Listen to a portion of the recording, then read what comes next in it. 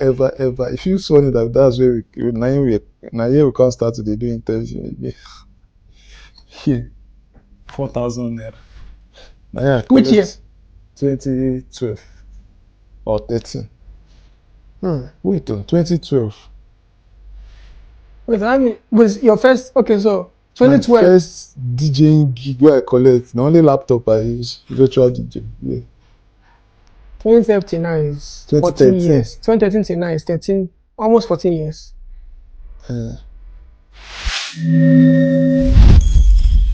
Alright. So how did DJ even start? That's a strong question. So I can say it started for me as a kid.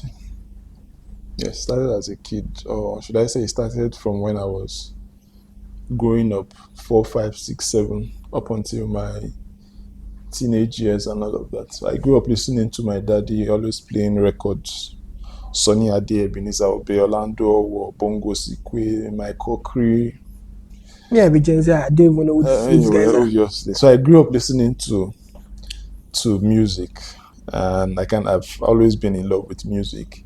And as I grew older, I remember I was always saving monies to buy CDs. Cassette first, then it graduated into buying CDs, then it graduated into buying lyrics. There's lyrical books we used to buy then. Then I would buy cassette players, then I graduated into buying Walkman. So basically, I would save my pocket monies to buy music, cassettes, anything related to music, basically.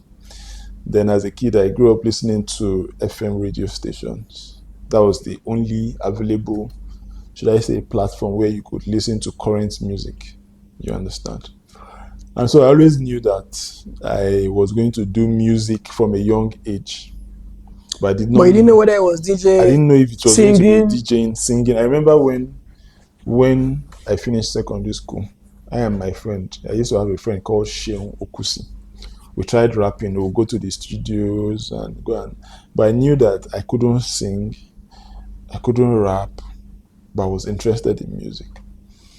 It was maybe when I was about 17, 18 that I knew for sure that I wanted to become a DJ.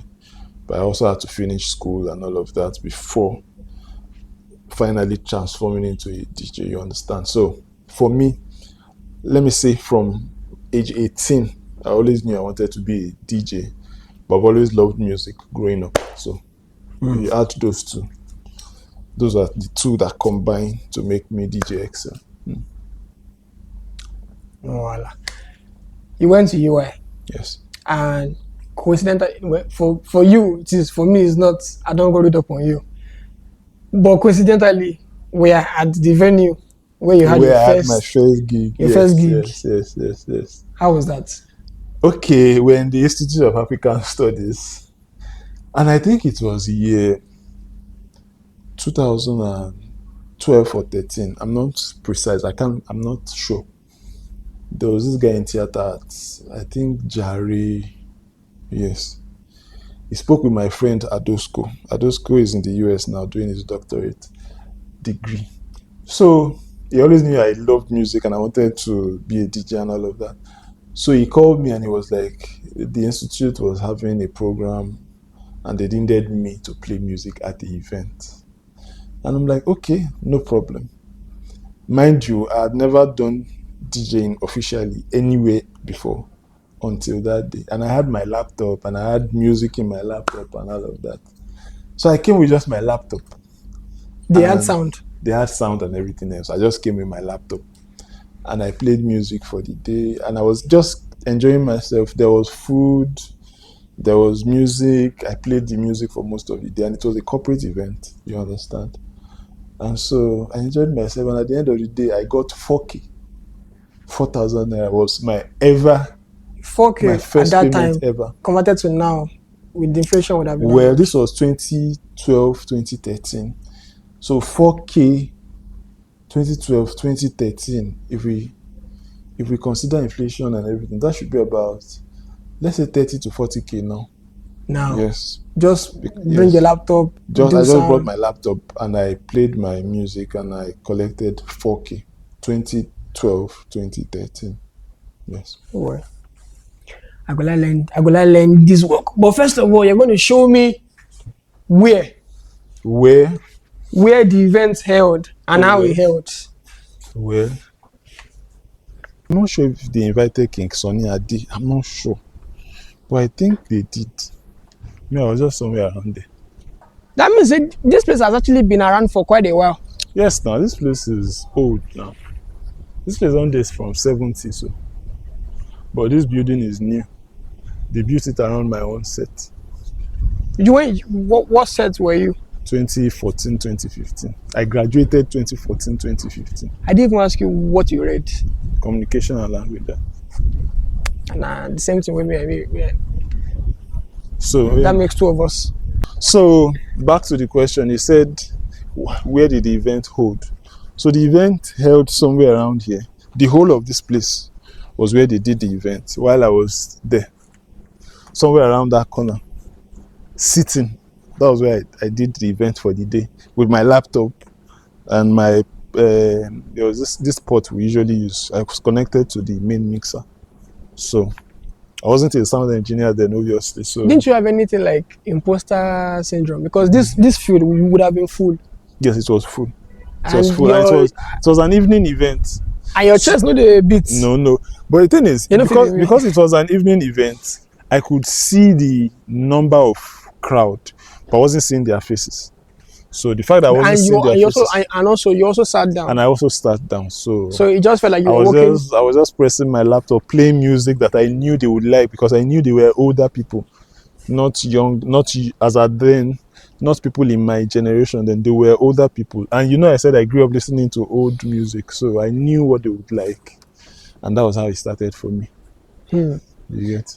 So after that one in UI, did you begin to get more events? No, after that in UI, I knew I wanted to do DJing. I had friends that were doing DJing then. For instance, I had DJ Lobit that was officially DJing up and down then. But I would always tell Lobit that I know the DJ now. Maybe I finish school. My intention then, and that was what I did, was to finish school. So I finished my first degree. I didn't do any other event until I finished my first degree. The day I finished my last paper in school was when I officially went to go and register to start learning DJing officially. Who taught you how to DJ officially? That would be DJ Gaff Pop. DJ Gaff Pop. Thank you, DJ Gaff Pop. If not for you, if I don't get Excel DJ Excel today. You understand? Before UI, there was EXO. Didn't you try to explore DJing in EXO before you moved there? So I moved to EXO when I got admitted when I was, I think, 16/17. I know I told you that it was up until I clocked 18 that I knew that I really, really wanted to do DJing. So 16/17, I knew I loved music, but you just want to go to school first. I just wanted to go to school first, and it wasn't certain. I didn't have that certainty that I wanted to be a DJ as at then. So that was most likely the reason I didn't pursue anything DJing in my entire stay in Ekiti. I was still very, very young, so I didn't have any inclination towards DJing at the time. You get? So okay. That's basically. So now you've gone from being DJ XL to creating XL sounds. Yes. And the transition from, now here's the thing, it's just like me now. Some of us begin as content creators, and then we move into acting, and then much later maybe into directing or producing. And at some point it doesn't really favor us, or let's say we then begin to miss the earlier days where we were actually creating content and we had fun doing that, because at some point it goes from being a hobby to being a job. With the amount of time that I've come to know you, you've been doing less of DJing and more of sound engineering. Yes. How did you manage that transition? For me, it's just, let me say the word, it's kind of a big word. It's just serendipity. Serendipity in the sense that the fact that I'm doing more of sound now is just happening. It's not like I prefer sound to DJing. It's just that now, because people know that I have good sound, I get more bookings for sound Than than DJing. DJing. And the people that book me for sound are my colleagues, my fellow DJs. You understand? So, and I kind of saw earlier that DJing only could not really sustain me, and the So fact that you I have have, to invest. and the fact that I have other people dependent on me now. Yeah, that takes me to you being married, but we're going to come there. Okay, so the fact that I recognized earlier that DJing alone could not, sustain me economically. So, and I also love sound. I love loud sound. So I just thought to transform my love for music and loud sound into Something business, else just into to business. monetize it. That's how I came about Excel Sound, Okay. in summary. So if you're watching this right now, I'm Nifemi, and you're in the middle of my first feature of the year with DJ Excel. I just want to give you 10 minutes, no, 10 seconds. In 10 seconds, I want you to go to my website. It will be in the bio and in the video description. We now have the official merch for Ttsnte. It's out. It's less than it is out, and it's less than minimum wage. So go and get yours. Now back to you. You're married. Yes. When I met you, you were single. Yes. So our friendship has had some kind of friction as to how do I relate with you as a married man than when you were a single man. Now that's my business for later. Coming to you, how have you? Wait, I just want to ask you, how you dey do am? How do you combine your marriage with a job that demands you to be outside at any given time, or at Late hours, odd hours. Exactly. Thank you for answering for me. Well, at the beginning, my wife kind of understood the requirements, even though having a kid Has changed it. kind of tampered with the agreement or the understanding that she had. But by and by, we just find a way around it, because most of the time, I'm not saying all of the time, most of the time, our jobs usually happen weekends and evenings. So I'm able to leave the house while my wife handles the home front, you understand? So, and most of the time, weekends is usually when our jobs happen. So we just find a way around it. It's not usually easy, especially the fact that I have to work at night, move around at night, odd hours and all of that. But by and by, we just find a way around it and manage. That's good stuff. Between shaping sounds behind the scenes and performing as a DJ, what do you enjoy most? At this point, I still prefer performing, DJing. I prefer DJing to sound engineering. I love sound engineering, but I have more preference for DJing because it pays more than sound. And I kind of enjoy myself more when I DJ than when I'm just mixing sound. You get it? Okay. So that being said, what is the most challenging part of the job as a DJ and as a sound engineer? Okay, so those are two different experiences, but they're kind of similar. So for DJing, the toughest toughest challenges that people don't see is the fact that for every event you have to create a folder based on the audiences that you expect for the event. So for instance, if you're going for an 80th birthday, you know that you're not going to meet Gen Z audiences there. Or even if you have Gen Z audiences, you're going to have more of older people than younger people. And so you have to create your folders. When I mean folder, your your choices of songs. You understand? You have to create different folders. You can't use a folder for different events. You get? So that is one part that people don't see, and it takes a lot of going around, collecting different folders, meeting older DJs, and collecting their folders so that you can give your audience what they want. That's number one. Another part is the fact where you have to do some really heavy liftings before people come. So for every event, you have to move sound, Set up like a day or two before. set up most likely a day or hours before the event. Most people don't see that. Then after the event, you have to stay back and pack, dismantle and pack. First to go, last First, to leave. one of the first to come, one of the last people to leave an event. You understand? Most people don't see that part, and those are like the toughest parts.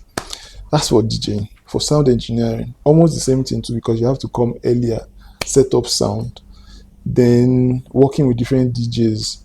Some of them will just, it takes a lot of experience to work with different sets of DJs to the extent that you're able to satisfy them and also keep your equipment intact And also get your money. and get your money. You understand? So those are some of the challenges, different challenges that we encounter. No one. So I know we've talked about your family outside, and so drifting away from that one, what is work-life balance for you right now? What is that?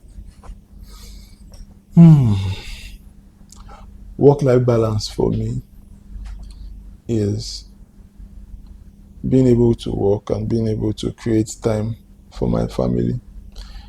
But right now, it's not really balancing. I think that should be because you don't have a lot of people working for you right now, so you are still forced to put eyes on them. I know you have a few people around right now, but Yes. So because the sound business, especially, is still growing, and so I don't have a lot of hands on deck yet. So it means that I'm still deeply involved in a lot of the activities. But from next year,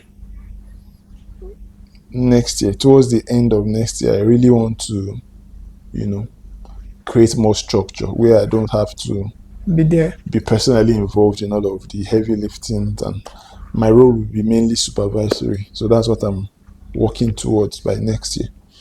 But for now, to answer your question, my work-life balancing is not really balancing for now, but I know that from next year or from mid-year towards the end of this year, I will begin to create more structure to be able to have that balance between my work and my personal life and my family life. You don't try. Thank you. So, Thank you. Thank you so much for coming today. Thank you. Really Thank you for appreciate having it. me. Really appreciate it. From meeting you sometime at the end of 2022 till now, I've had one of the most amazing friendships with you, mainly because you're the oldest person I have that is close to a friend in my life, and and a lot of times I find it hard to balance. Even asking for, oh, can you show up for this particular shoot? It was busting my head, but thank you. I only have one final question, which I think, because I know you, I don't sabi the answer, but I could be wrong. If you were not doing DJing or disc jockeying and sound engineering right now, what would you be doing? Because as far as I know, you currently hold a master's degree in, remind me, Peace and conflict in studies. peace and conflict studies. So you're not just, oh, I went to school kind of guy, I'm done. You are you've gotten your master's, and I think you are looking to get your PhD. Which is crazy, because I know she'll say, even though my partner prof, I know she'll say, I want some kind of package right now.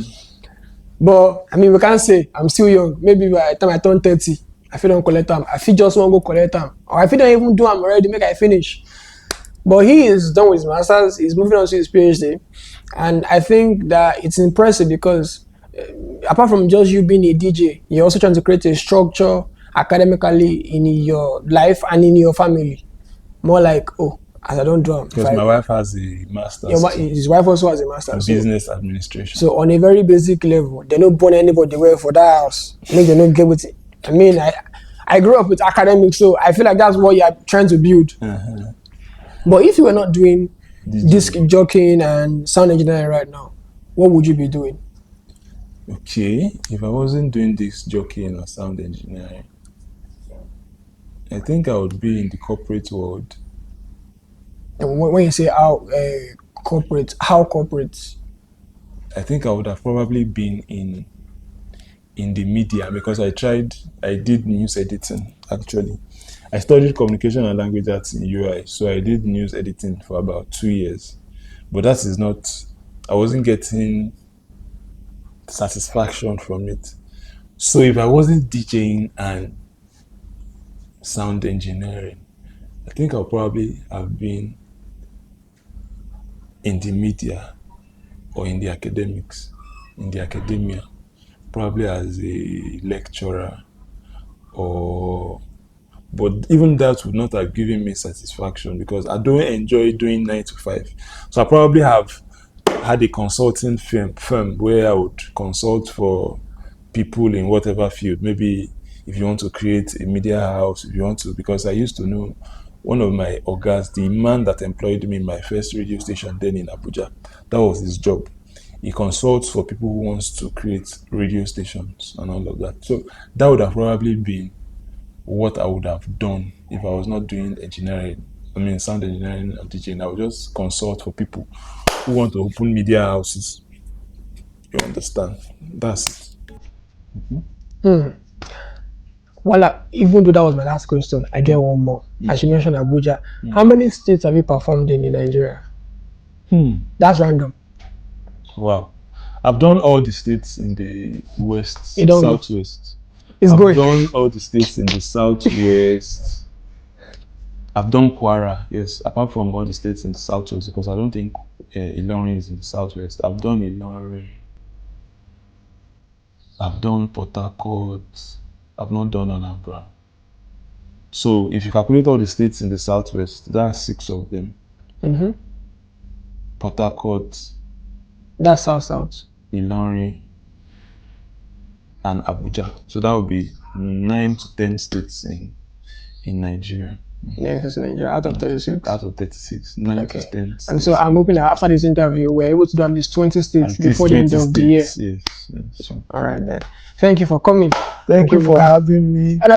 Thank you. Thank you for having me. And please don't forget to like, share this video to your friends, and subscribe. And tell someone that Ttsnte and Nifemi himself are both back to you too. Nifemi the entertainer.